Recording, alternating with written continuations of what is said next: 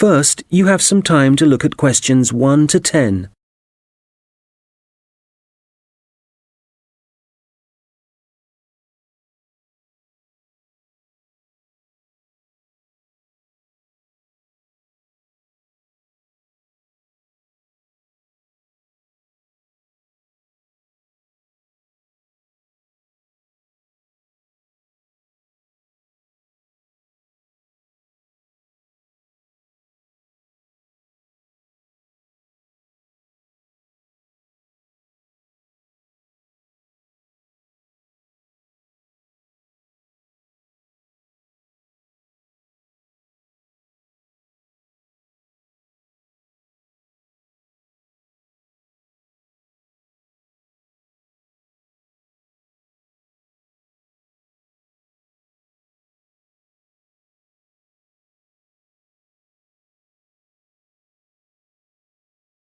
Fairfield Rentals, Andrew Williams.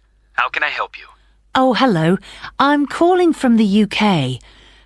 My family are moving to Canada early next year, and we're hoping to find somewhere to rent in Fairfield for the first 6 months while we settle in. Right, I see. Well, let's get your details. Yes, my name's Jane Ryder. Okay, Jane. And can I have a phone number? The best number to get you on. Well, that'd probably be our home number. So, 0044 for the UK, and then it's 208 613 2978. All right. And an email address, please, so we can send you out all the information and forms. I think it's best if I give you my husband's email. He's sitting in front of a computer all day, so he can print stuff off and get it back to you sooner than I could. It's richard@visiontech.co.uk. I'll just spell the company name for you. That's VISIONTECH.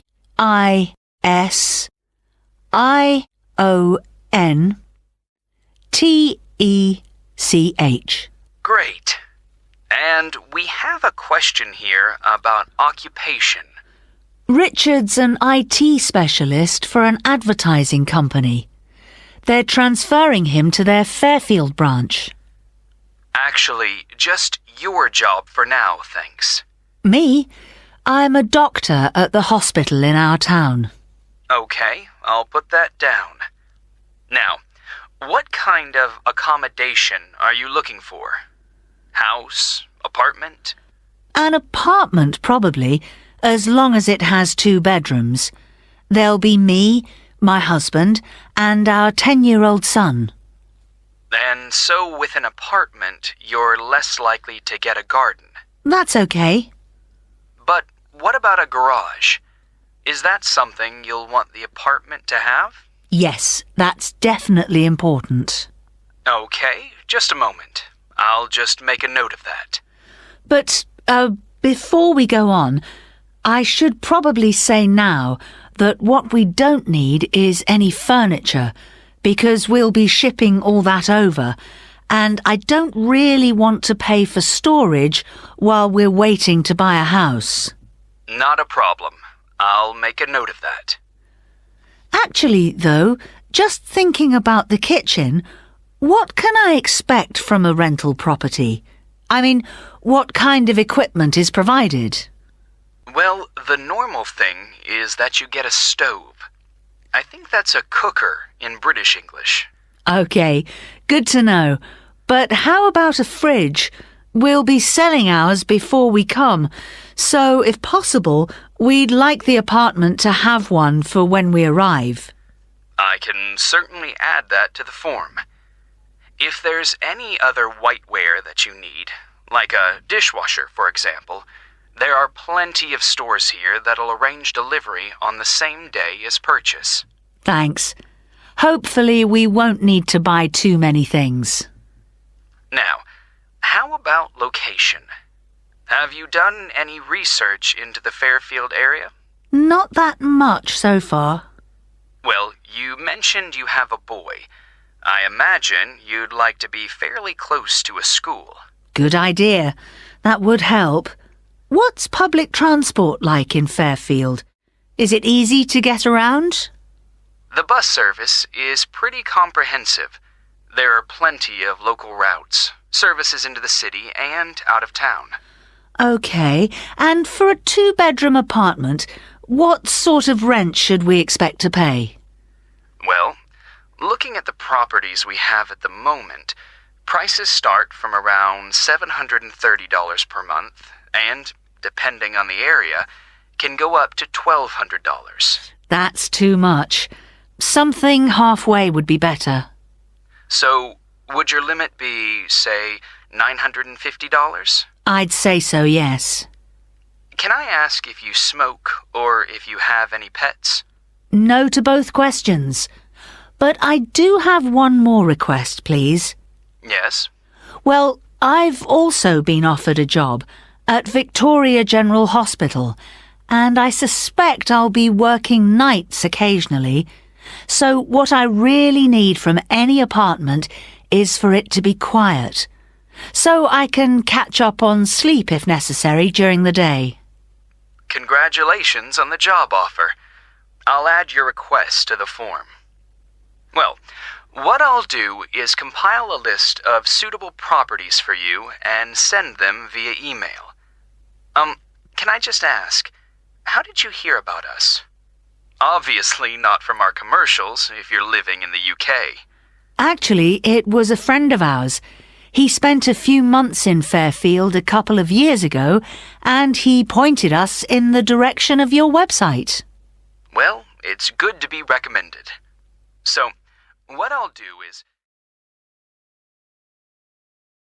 That is the end of section 1. You now have half a minute to check your answers.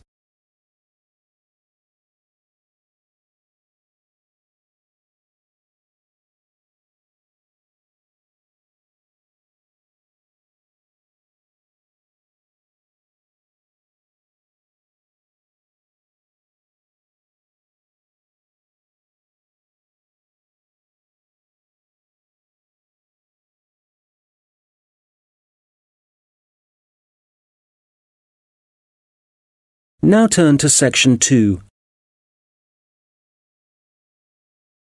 You will hear a police officer giving advice on protection against local crime. First, you have some time to look at questions 11 to 15.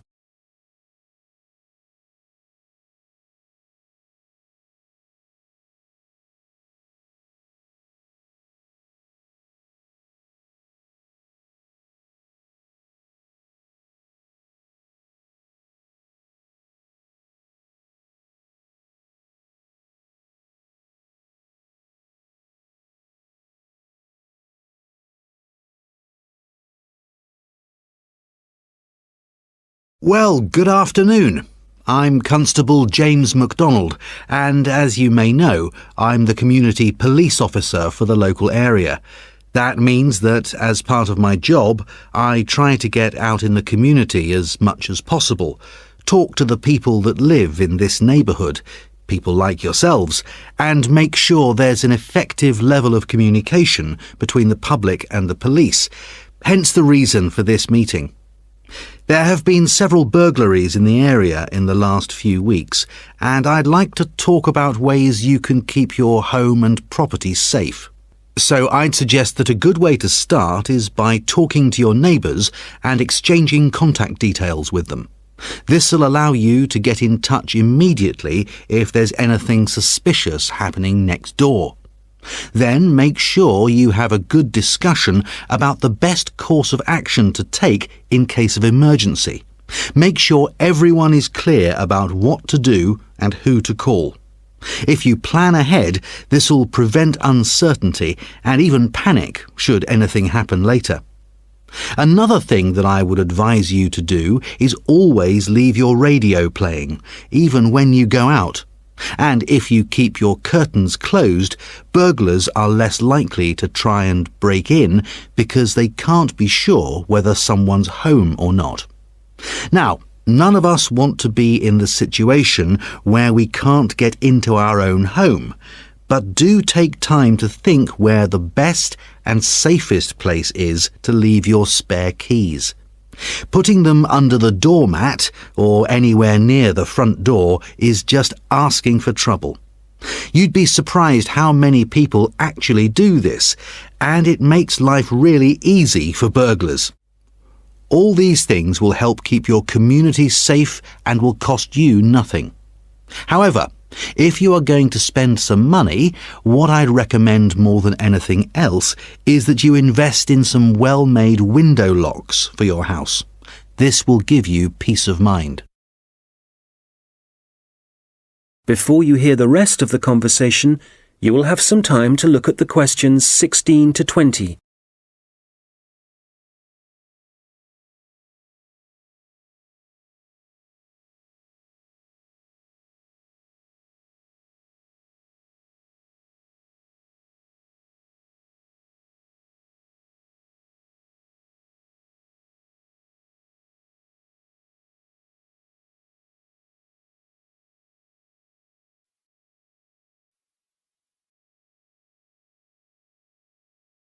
Now listen and answer questions 16 to 20. OK, moving on. Unfortunately, there's been an increase in the number of minor crimes and antisocial behaviour in the general area, and I want to talk about some specific prevention measures that are being proposed. First of all, the skate park. As you probably know, it's well used by younger people in our community, but unfortunately we're getting more and more reports of broken glass, making it especially dangerous for younger children. One possible solution here is to get rid of some of the trees and bushes around the park, making it more visible to passers-by and vehicles. If the vandals know they're being watched, this might act as a deterrent. As you will have heard, a couple of local primary schools have also been vandalised recently, despite the presence of security guards. The schools don't have the funds for video surveillance, so we need people in the neighbourhood to call their nearest police station and report any suspicious activity immediately. Please don't hesitate to do this. I expect most of you are familiar with the problems facing Abbotsford Street. It seems that no amount of warning signs or speed cameras will slow speeding drivers down. I'm happy to say, however, that the council have agreed to begin work over the next few months to put in a new roundabout. What else? Oh yes, the newsagent and the gift shop on Victoria Street were both broken into last week, and although no money was taken, the properties have suffered some serious damage. Access was gained to these shops through the small alleyway at the back of the properties. It's dark, and as you can imagine, no one saw the thief or thieves in action. So we've been advising shop owners along there about what kind of video recording equipment they can have put in. We'll then be able to get evidence of any criminal activity on film. The supermarket car park is also on our list of problem areas. We've talked to the supermarket managers and council authorities, and we've advised them to get graffiti cleaned off immediately and get the smashed lights replaced. If you don't deal with this sort of thing at once, there's a strong possibility that the activity will increase and spread, and then it becomes... That is the end of section 2. You now have half a minute to check your answers.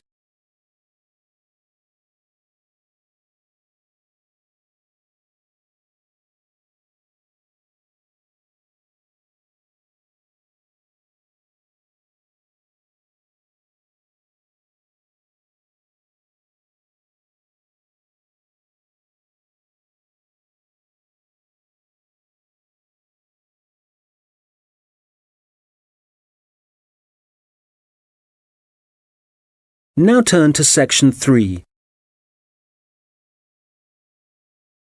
You will hear two students discussing their assignments. First, you have some time to look at questions 21 to 26.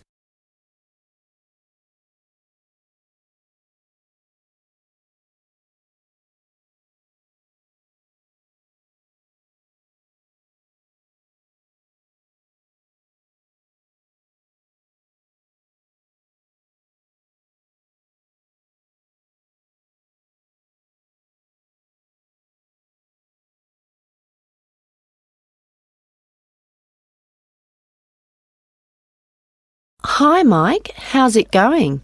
Actually, I was up last night with an assignment, so yeah, I'm tired, but I guess we'd better sort this presentation out. Well, we've done enough background reading, but I think we need to organise exactly what we're going to say about biofuels during the presentation, and the order.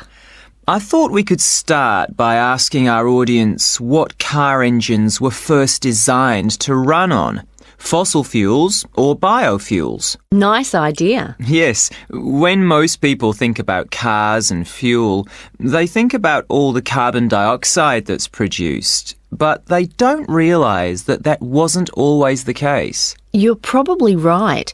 The earliest car engines ran on fuel made from corn and peanut oil, didn't they? Yes. The manufacturers used the corn and peanut oil and turned them into a kind of very pure alcohol. You mean ethanol? Yes.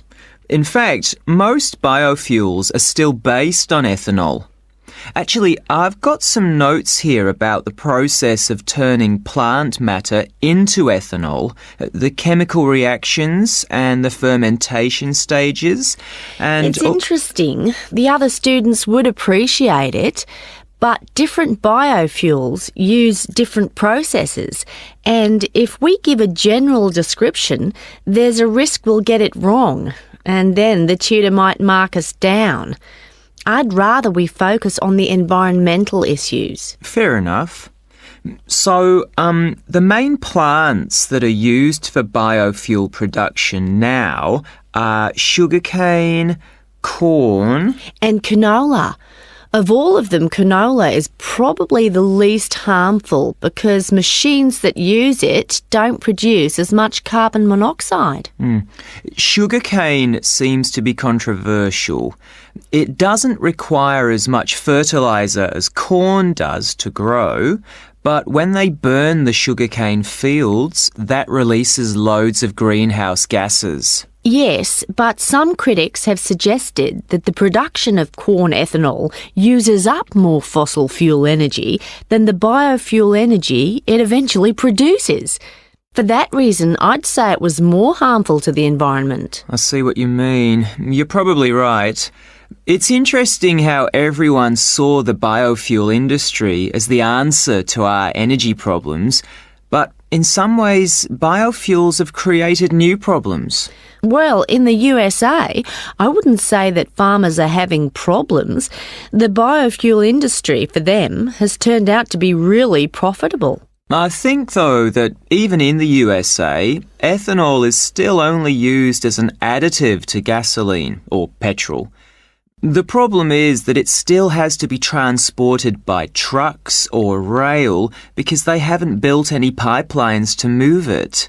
Once they do, it'll be cheaper and the industry might move forward. That'll have to happen one day. At least the government are in favour of biofuel development. Yes, but Brazil's probably in the lead as far as biofuels are concerned. They've got to the point where they don't need to import any oil now. Which is great. And the industry in Brazil employs a huge number of people. But is it sustainable? I mean, as the population grows and there are more vehicles on the roads and there's more machinery, surely they can't depend so much on sugarcane. At some point, there has to be a limit on how much land can be used for sugarcane production. Certainly if you want to preserve natural habitats and native wildlife. I think that whatever problems Brazil's facing now, the same will be true for any country. You have to weigh up the pros and cons. Well, we probably won't see an increase in biofuel use. I mean, they won't replace fossil fuels until we can find ways to produce them cheaply and quickly, and with less cost to the environment. Making sure they require minimal energy to produce. Exactly. And in a way, that means they have to cost less than fossil fuels, certainly when you're filling up your car. Yes, and whatever other kind of engines use fossil fuels at the moment.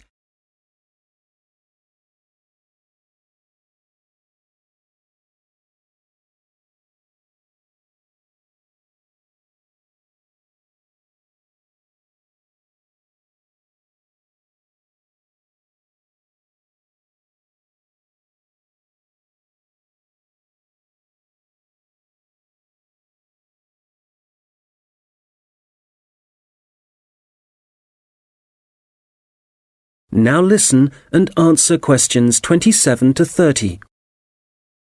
All right, so in the last section of the presentation, what problems are we focusing on? Well, we've already had a look at different types of pollution in the first section, so we can leave that out. But the biggest issue related to biofuels is that land is now being used to grow biofuel crops, and that's contributing to global hunger. Indeed. It doesn't seem right we're using corn to run cars when people can't afford to buy it to eat. Yes, let's talk about that. The other thing is that in some countries, the way that biofuel crops are grown and harvested still produces a great deal of pollution, really damaging to the atmosphere. OK, that's definitely an issue we should look at. Let's not finish on a negative note, though. Why don't we talk about the potential new sources of biofuel? So rather than corn and sugarcane, what other plants could be used? Good. Some companies are exploring the possibility of using wood and seeing how that can be used to make ethanol. Yes, and algae is another possibility. You can grow it in any water and it absorbs pollutants too. I read that. And grasses, they're another plant that researchers are investigating as a biofuel. And these kind of plants aren't used as food, which is why... That is the end of section 3. You now have half a minute to check your answers.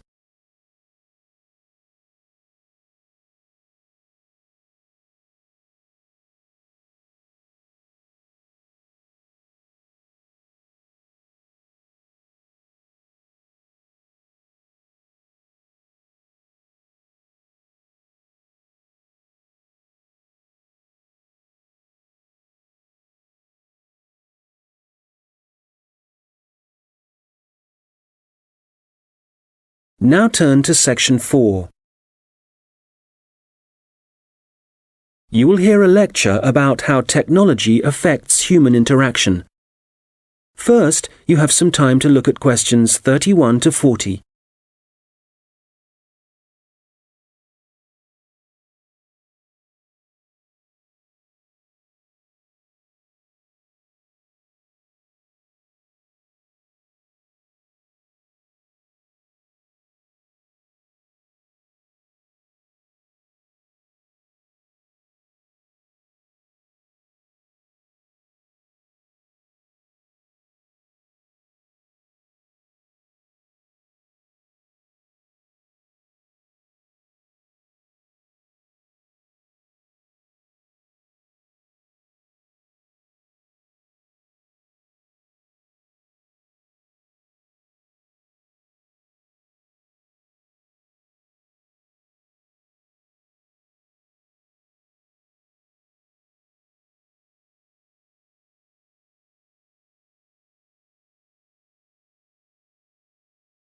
Good morning.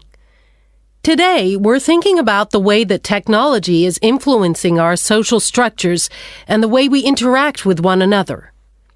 Humans, as we know, have always lived in groups. Without this arrangement, our species would have died out long ago.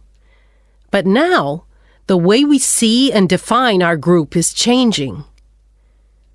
I'd like to start by mentioning the research of American sociologist Mark Granovetter in 1973. It was Granovetter who first coined the term weak ties, which he used to refer to people's loose acquaintances. In other words, friends of friends. His research showed that weak ties had a significant effect on the behavior and choices of populations, and this influence was something highly important in the fields of information science and politics, and as you can imagine, marketing also. So, these friends of friends, people we might spend time with at social or work gatherings, might not be like us, but they can still have a positive influence because we share the same sort of interests. That's enough to make a connection, and this connection can turn out to be more beneficial than we might suspect. An example of this, an example of how the connection can influence us, is when our weak ties get in touch and pass on details about jobs they think might be suitable for us. Well, since Granovetter first came up with this theory, his work has been cited in over 19,000 papers. Some of these studies have looked at how weak tie networks are useful to us in other ways. And one thing that seems to improve as a result of weak tie influence is our health. Today, our number of weak tie acquaintances has exploded due to the internet, to the phenomenon of online social networking. This is still a relatively new way of communication, something that has a huge amount of potential. But also, as with any invention, it brings with it a new set of problems. Let's start with the benefits. Without question, online social networking allows us to pass on the latest news, to be up to date with local and global events, and for many, this information comes from sources more trustworthy than local media. So this is one clear point in favor of online social networking. I know that it's also being used by students as a means of increasing their chances of success in the way that lecture notes can be shared and ideas discussed. I think, personally speaking, that we need some further research before we can definitively say whether it helps or not. There's also been a great increase in the number of networking sites devoted to sharing advice on health issues, but there are as yet no studies to prove the reliability of that advice. Now, what we do have clear evidence for is that people are developing friendships and professional networks in a way that wasn't possible before. The process is faster. I'm not talking about quality here, but simply that they exist. And it's debatable whether the number of online friends that you have increases your level of self-confidence. That's perhaps an area of research some of you might be interested in following up. Turning to the problems, there are any number of articles connecting online activity to falling levels of physical fitness. But it's too easy to blame the internet for our social problems. The poor grades of school children are also frequently linked to the time spent on social networking sites. But it would be naive to believe there are no other contributing factors. One real concern, however, is the increase in the amount of fraud, where, for example, people are using the personal data of others, which they've put online, for criminal purposes.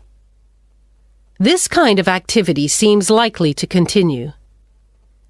And then, certainly for employers, online social networking sites have provided a great time-wasting opportunity, reducing productivity like never before, and I doubt they can put a stop to this habit, no matter what restrictions are in place. We'll come back to these issues in a minute, but I'd like to say something about the theories of Robin Dunbar, an anthropologist at Oxford University. Dunbar has found that the human brain has evolved in a way that means we can only give real attention to a particular number of people. 150, apparently. So, for example, if the number of friends on your online network is greater than that, according to Dunbar, this would imply the relationships are only superficial. Dunbar is not against online relationships, but he maintains that face-to-face interaction is essential for the initial creation of true friendship and connections. He's concerned that for young people, if their only experience of forming relationships is online, this doesn't allow them to form the ability or acquire the strategies for maintaining relationships.